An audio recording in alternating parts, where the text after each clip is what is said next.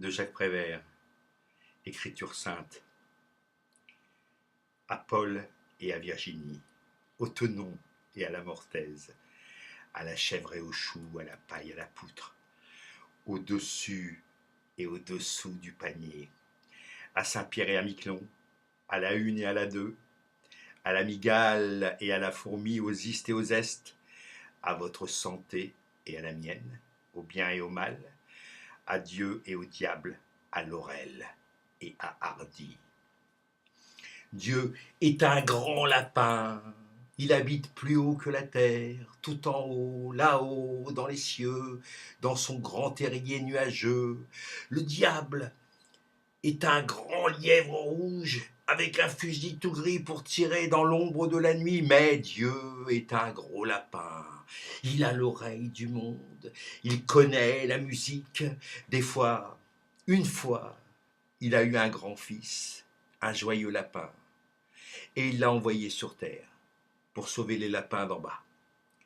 Et son fils a été rapidement liquidé, et on l'a appelé Civet. Évidemment, il a passé de bien mauvais moments. Et puis, il a repris du poil de la bête, il s'est remis les os en place, les reins, le rable, la tête et tout. Et il a fait un bond prodigieux. Et le voilà maintenant rude lapin, bondissant dans les cieux, à la droite et à la gauche du grand lapin tout-puissant.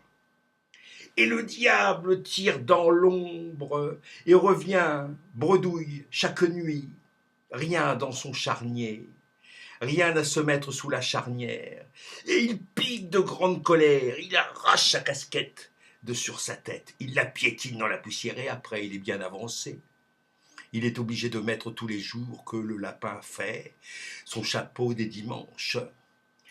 Mais son chapeau des dimanches, c'est un fantôme de lapin, un feu follet des fabriques, et il fait des facéties. C'est pour cela que le diable n'a jamais son chapeau sur la tête, pas même les jours de fête, mais à côté de sa tête, au-dessus de sa tête, ou même comme ça, derrière, oui, la tête, exactement à 10 ou 15 centimètres derrière sa tête, et il attrape tout le temps des migraines, de la grêle et du vent, et des otites dans les oreilles.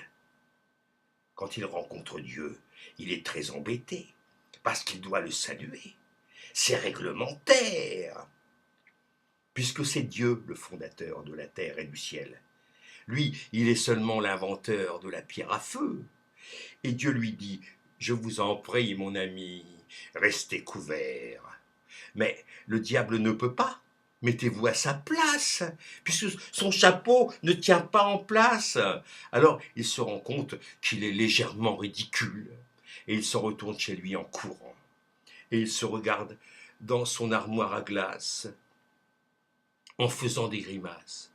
Et puis il jette l'armoire dans le feu. Et quand l'armoire se met à pétiller, à craquer, à crier, il devient tout à coup très joyeux. Et il se couche sur le brasier avec une grande flamme blanche comme oreiller. Il ronronne tout doucement, comme le feu, comme les chats quand ils sont heureux. Et il rêve au bon tour qu'il va jouer au bon Dieu.